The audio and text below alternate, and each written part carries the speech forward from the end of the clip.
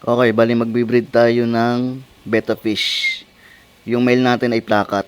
Then, veil tail na female betta. Yan, ayan yung ating i-breed ngayon Pwede nang i-breed ang female betta kapag makikita nyo may egg na siya sa dibdib katulad ng nasa video. Ngayon kung makikita nyo, ang dami ng bubbles ng ating male betta Ibig sabihin, pwede na siyang mag-breed uli kapag naggawa na siya ng bubble nest niya. Doon natin siya i-breed sa aquarium na yon para kita natin kapag nag-love making sila kukuha na natin ng video. Okay, kunin natin tong male betta.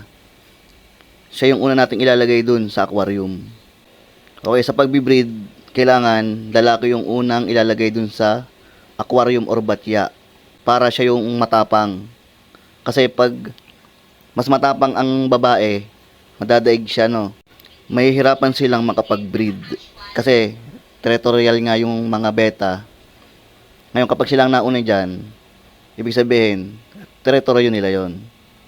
Kaya siya ang matapang kapag may nilagay kang iba. Diyan muna siya for 1 to 2 hours. Then saka natin ilalagay yung female beta.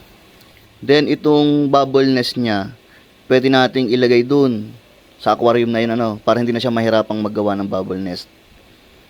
Wala pa naman yung itlog, mga mga bula-bula na ginawa niya. Yan, ilalagay natin dito. Parang gagawin niya, dadagdagan niya na lang. And then meron tayong talisay extract dito Ito yung mga dahon ng talisay na binabad natin. Tapos yun magkukulay na siya. Ilalagay natin dito sa breeding tank. Para daw yan sa antibacteria. At saka gusto ng mga beta, madilim. Okay, after mga 1 to 2 hours, ito na yung kanyang itsura Then ilalagay na natin yung female na beta. Inabutan na tayo ng hapon. Medyo madilim-dilim na yan, kaya medyo malabo na rin yung camera. Then gagamitan natin siya ng chimney method. Bali cup yan na mayroong mga butas-butas. Ilalagay natin dyan mamaya. Okay, hulihin natin yung female beta. Yan. And then, ilalagay natin dun sa loob ng tangke. Kasi, pag nilagay mo ng rekta, bababagin niya ng lalaki. Hanggang sa mabugbog niya, hanggang sa mapatay lang niya. Yun, pinuntahan niya na Yun.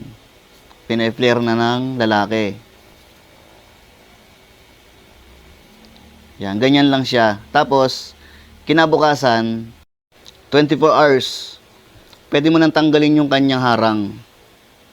Yan, ayan na, tinanggal ko na. Kinabukasan, kaso, hindi pa yan pwede. Kasi, naghahabulan pa sila. Hindi pa sila magjowa. Kumbaga, yung 'di ba, nilagay natin sa chimney. Kumbaga hindi pa sapat yung oras na 'yon. Ang nangyayari diyan sa video na 'yan, mas matapang yung babae, nahabol yung lalaki. Tapos maya-maya naman biglang tatapang yung lalaki. Tapos hahabulin yung babae, di ka parang kawawa yung babae. So may siksik dun sa sulok. Ang gagawin natin diyan, i-separate mo uli. Ikukulong mo uli dun sa chimney. Then papakawalan ulit natin. Siguro hanggang kinabukasan uli. Okay yan, kinulong ulit natin 24 hours ulit, bali naka 2 days. Ngayon, papakawalan ulit natin yan. Ngayon, pag pinakawalan nyo, huwag nyo iiwanan. Tingnan nyo kung maghahabulan ulit sila. Kasi dapat, pag pinakawalan mo, hindi na sila mag-aaway. Tulad nung makikita nyo sa susunod na, dito sa mga susunod na video. Yan, inaantabayan na natin kung anong gagawin. Kung nag-aaway ba, obserbahan lang natin yan. Kapag hahabulin, hindi pwede. Ikukulong ulit natin yan, kahit mga 24 hours pa. Ngayon, kung hindi pa rin gumana, palitan natin ng babae. Pero dito sa video, tingnan natin. Okay, bali, hindi na sila nag-aaway, Yan, parang chinecheck nung babae, yung bubble nest na ginawa ng lalaki. Okay, bali dito sa part na to, nasaksihan natin yung kung paano yakapin nung lalaki yung babae, no? Yan. Matagal yan, mga ilang oras pa yan. Pinutol ko na yung video kasi ang tagal. Hindi kasi sila nag-aaway. Kumbaga, siguro ayun na yung sign na ayun na nga ano. Yun, niyakap nung lalaki yung babae, no, kitang-kita sa video. Parang pinipisa yung tiyan. Tapos nakailang beses pa yan, siguro mga 10 times hindi lumalabas yung itlog.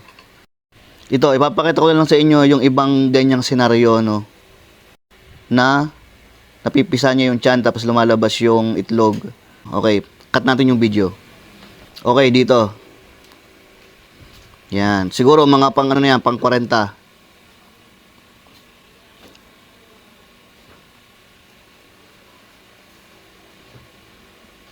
Yun. Isang piraso. Dalawang piraso. Isa lang. Kasi yung isang yon nasa tiyan pa.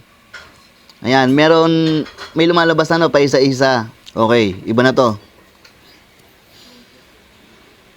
Ano pala sila, no, madaming beses na nagaganyanan. Okay, medyo magaling na, ano. Nanginginig. Yun, meron 2, 3, 4, pinaypayan pa. 5 piraso, nangalat. Pero ang gagawin nila dyan, magtutulong silang 2. Pipick upin nila yung mga itlog, ilalagay dun sa bubble nest. Yun. Paunti-unti, ano. Nahihimata yung babae. Hindi makagalaw. Siguro mga 10 seconds bago yan makabawi.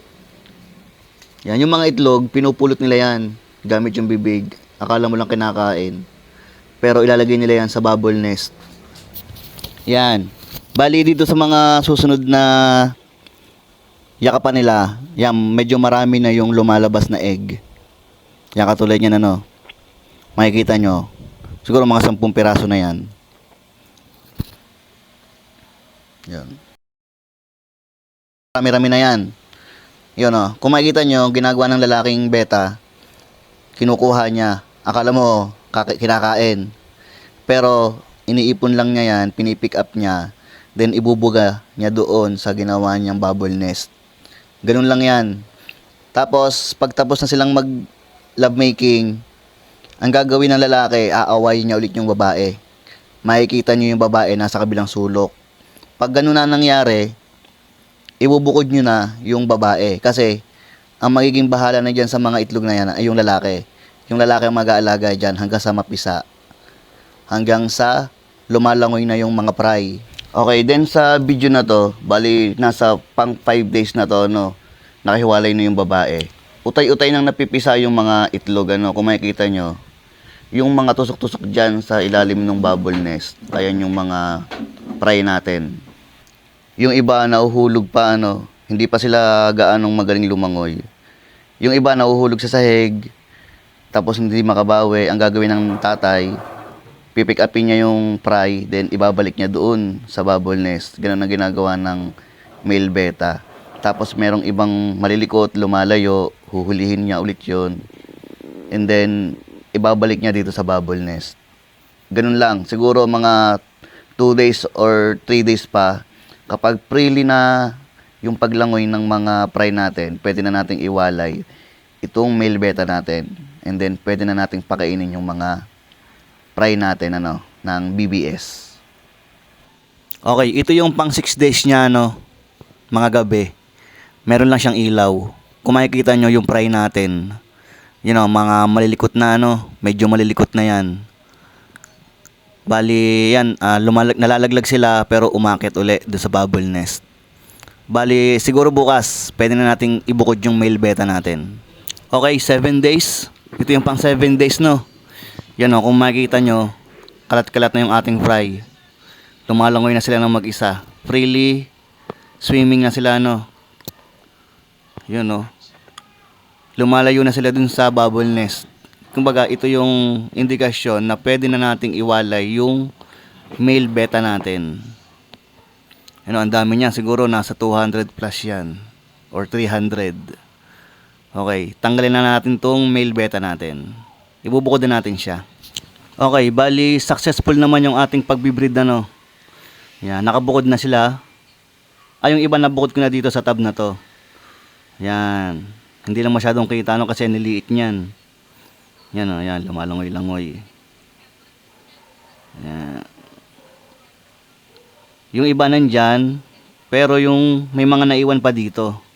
Dito sa tank na to, mas marami dyan. Kasi ang hirap hulihin. Yun. Medyo palalaki-lakihin pa natin para hindi tayo mahirapan maglipat, no. Bali, ang ginawa ko talaga, nagbukod talaga ako para meron tayong nasa malinis na tubig at saka dun sa dating tubig, no.